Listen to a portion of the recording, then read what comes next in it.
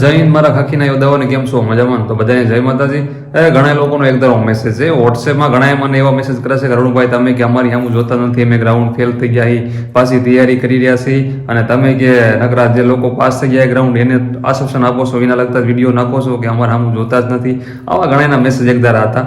તો ભાઈ એવું કાંઈ નથી. અત્યારે જેના લગ્ન હોય એના ગીત ગાવાના હોય, તમે બધા જે ગ્રાઉન્ડમાં ફેલ થયા છે અથવા અત્યારે નવા કોઈ તૈયારીમાં ઉતર્યા છે, તો એ બધાને હું ખાસ કહીશ કે હું તમને સંદેશો હું દઈશ કે ભરતીનું હજી વાર લાગશે. હવે ઘણા કે ભાઈ અમને કયો ન્યૂઝ આપો ભરતી કરી. હવે હું તો કાંઈ અધ્યક્ષ છું ને તમને કહી દઉં કે અત્યારે ભરતી આવશે, પણ હું તમને એટલું ચોક્કસ કહીશ કે આ ભરતી હાલ લટકેલી છે. તે માની લો આ ભરતી 3 મહિના ટૂંકમાં એક્ઝામ લેટ ગઈ છે.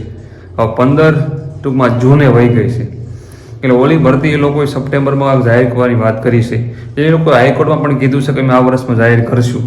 પણ મારું તમને બધાને ખાસ અપીલ વ્યક્તિગત પણ છે કે તમે તૈયારી કરો. માની લો આર્થિક રીતે જે ઓકે હોય એ કદાચ તૈયારી કરે, અને જે 12 ક્લિયર કરી ગયા હોય અને જે કોલેજમાં જઈ રહ્યા હોય એ લોકોને કદાચ જોડે તૈયારી કરાય. પણ જે લોકો હાવ સ્વતંત્ર થઈ ગયા છે, મતલબ કોલેજ એ લોકોને પૂરી થઈ ગઈ છે અને ગોલ ટકરો ખાખીનો જ છે, એ લોકોએ સાઈડમાં જોબ કરવી જોઈએ. એ લોકોએ ફરજિયાત સાઈડમાં જોબ કરવી જોઈએ અને જોડે તૈયારી પણ કરવી જોઈએ. અને જે લોકો ગ્રાઉન્ડ પાસ થઈ ગયા છે અને જે લોકો તૈયારી કરી રહ્યા છે એને તો કાંઈ કહેવાનું આવતું જ નથી. એને તો બસ ધીરે લડવાનું જ છે. એ 3 મહિનાનો ટાઈમ મળ્યો છે, એટલે બહુ ઘણો પુષ્કળ ટાઈમ મળ્યો છે. જે લોકો હાવ નવા તૈયારીમાં ઉતર્યા હશે ને એને પણ બહુ હેલ્પફુલ થઈ ગયું, કેમ કે 3 મહિનાનો ટાઈમ એટલે ઘણું ખરું કવર થઈ જાય અને તમારા ચાન્સ બને એવા લાગવાના જે હાવ નવા ઉતર્યા છે ને એના, કેમ કે 3 મહિનામાં ઘણું ભેગું થઈ જાય એમ. અને ખરી ટૂંકમાં રમત ક્યારે હોય? એન્ડમાં જ હોય. બાકી તમે 5 વર્ષ મહેનત કરતા હોય મહત્વનું હોય, પણ એન્ડમાં તમે કેવી રીતના રિવિઝન કર્યું કેટલું એ મહત્વનું હોય. કેમ કે એન્ડ ટાઈમમાં રિવિઝન તમારે ન થાય ને તો કદાચ ગમે એટલી બુક ગમે એટલી ભલ વાંચી હોય ન યાદ રહે, આપણી ગેરંટી છે ન રહે એમ. એનું રિવિઝન સતત થવું જોઈએ. રિવિઝન ન થાય તો ભૂલાઈ જાય. એટલે મને પણ ઘણા ટોપિક ત્યાંની ફાવતા જ ભૂલાઈ જાય છે. અને ગણિત હજી પણ મગજમાં 1 વર્ષથી હું કરું તો મને હજી ગણિત મગજમાં બેઠું નથી. એટલે આ બધી વસ્તુ રહીને ટાઈમ માંગી લે તો ઘણી વસ્તુ પ્રેક્ટિસ માંગી લે. આવી બધી વસ્તુ ઘણી ભાગ ભજવતી હોય છે, પણ આપણે નાની નાની વસ્તુને નોટ ના કરવી અને પછી આપણને પ્રોબ્લેમ પડે. કેમ કે ગઈ ભરતી 2022માં હું 2 માર્ક્સ નીકળી ગયો, હાલ હું પોલીસમાં હોત. હવે 2 માર્ક્સ માની લો ઘણા તો -25માં નીકળી ગયા છે. આ તો હું મારી વાત કરું છું, બીજાની વાત ભાઈ બીજા તો ભલે -25માં નીકળ્યા છે, હું મારી વાત કરું. એટલે હું 2 માર્કે નીકળી ગયો. મારા ઘણા એવા ક્વેશ્ચન હતા કે જે હાવ સામાન્ય ક્વેશ્ચન હતા, મારે સોલ્વ ન થયા. ટૂંકમાં થોડીક ઉતાવળિયા કરી ગયો ટૂંકમાં, કેમ કે એટલી બધી મને કાંઈ માર્ગદર્શન એટલી બધી ખબર પડતી નથી એના કારણે થાય. એટલે સારું વસ્તુ ગમે માર્ગદર્શન પણ જરૂરી છે.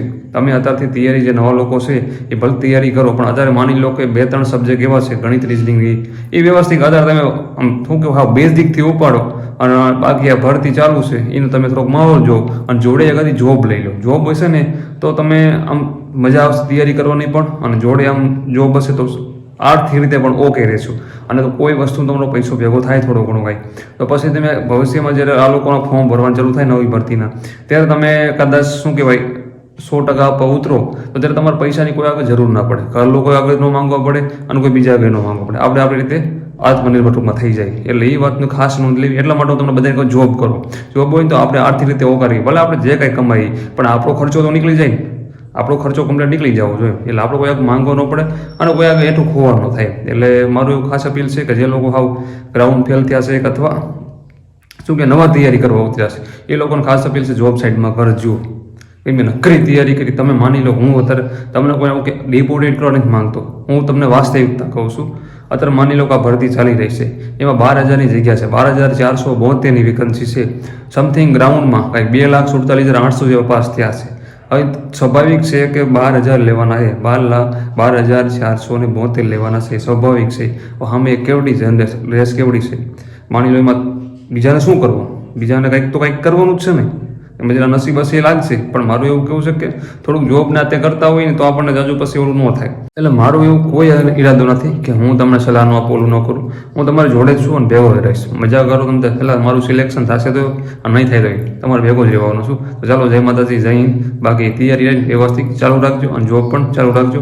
બાકી તમારી રીતે મારી વાત તમે કોઈ પણ માનવા બંધાયેલા નથી. હું મારી રીતના જેવા મારા લોકોના મેસેજ આવે એ પ્રમાણે હું રિસ્પોન્સ આપતો હોઈશ.